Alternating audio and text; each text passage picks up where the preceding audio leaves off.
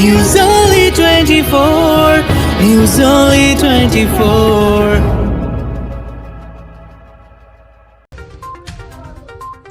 আগামী 14 জুন ব্যারাকপুর লোকসভা কেন্দ্র থেকে তৃণমূলের টিকিটে 1 লাখের বেশি ভোটে জয়যুক্ত হবেন পার্থ ভৌমিক। পারলে লিখে নিন, পারলে আজই আমরা বিজয় মিছিল করতে পারি। আজ বারাসাত জেলাশাসক দপ্তরে পার্থ ভৌমিককে নিয়ে নমিনেশন জমা দিয়ে বেরিয়ে একথা জানালেন ব্যারাকপুরের বিধায়ক পরিচালক রাজ চক্রবর্তী। তিনি আরও বলেন, অর্জুন সিং তৃণমূলে সন্তুষ্ট না, বিজেপিতে সন্তুষ্ট না, তিনি প্রশাসনে সন্তুষ্ট বোঝা মুশকিল। আসলে উনি নিজেই জানেন না, উনি কনফিউজড। 5 বছর ধরে যদি মানুষের জন্য কাজ করতেন তাহলে এমন অভিযোগ করতেন না। উনি সবার বিরুদ্ধেই শুধু অভিযোগ করেন। উনি গত 5 বছরে কিছু করতে পারেননি।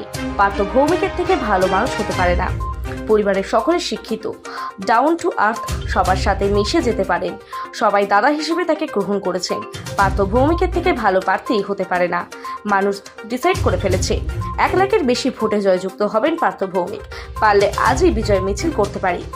মিঠুন চক্রবর্তীর ব্যাপারে রাজ চক্রবর্তী মনে করেন, তিনি একজন সম্মানীয় ব্যক্তি।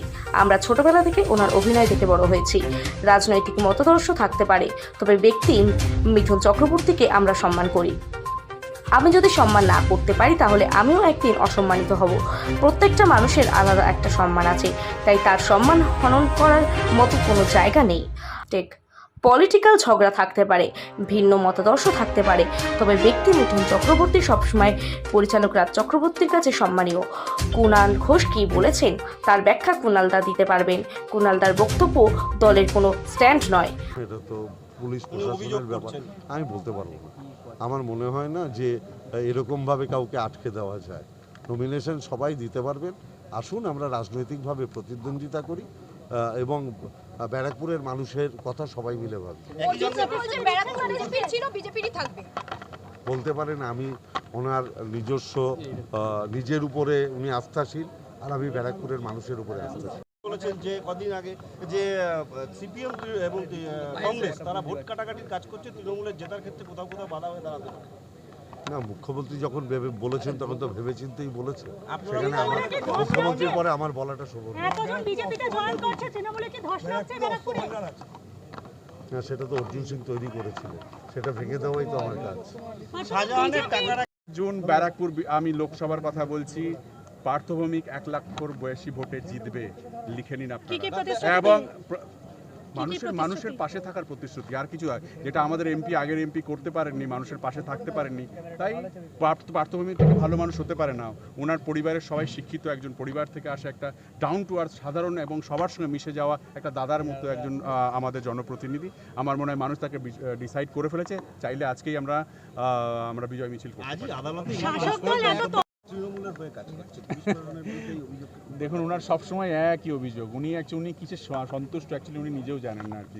বিজেপিতে সন্তুষ্ট নাকি তৃণমূলে আসতে সন্তুষ্ট নাকি প্রশাসনে সন্তুষ্ট, উনি অ্যাকচুয়ালি নিজের ব্যাপারে ভীষণ কনফিউজ। তাই এত ওনার কনফিউশন, মানে সবার ব্যাপারে ওনার একটা অভিযোগ রয়েছে আর কি।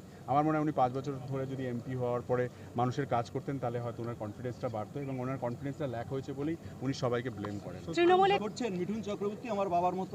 মিঠুন চক্রবর্তী আমাদের রেসপেক্টেবল অবভিয়াসলি একজন মানুষ। আমি একজন অভিনেতা, আমি একজন ইন্ডাস্ট্রির মানুষ, আমি ওনাকে দেখে বড় হয়েছি। অবভিয়াসলি আমার সম্মান পলিটিক্যাল জায়গা একটা আলাদা। আমি ব্যক্তি হিসাবে আমি সবাইকে সম্মান করি। আমি তো মনে করি যদি সম্মান না করতে পারি সামনের মানুষটাকে, তাহলে আমি কোনোদিন অসম্মানিত হব এবং তার জন্য তৈরি হয়ে থাকতে হবে। আমি বিশ্বাস করি, বিলিভ করি প্রত্যেকটা মানুষের তার নিজের একটা সম্মান আছে। আমি তার সম্মান হনন করার কোনো জায়গায় আমি নেই। আমি পলিটিক্যালি ঝগড়া করতে পারি, পলিটিক্যালি আইডিওলজিক্যালি আমি তার সঙ্গে মতবিরোধ হতে পারে, আমার সব কিছু হতে পারে, আমি বিশ্বাস করি সেটা একটা আলাদা জায়গা। কিন্তু আমার প্রফেশনাল জায়গা, আমার ব্যক্তিগত ভালো লাগা খারাপ লাগা সেটা আমার থাকতেই পারে। এটা সেটা অনুমোদন করছেন না কুণাল, আমার দল নয়, একজন ব্যক্তি হয়তো করছেন না। কুণাল ঘোষ বলেছেন যে ব্যক্তিগত ইমেজ বিল্ড করার জন্য দেব দল বিরোধী, সেটা কুণালদা বেটার বলবেন। রাধারা আমি আমার বক্তব্য ক্লিয়ার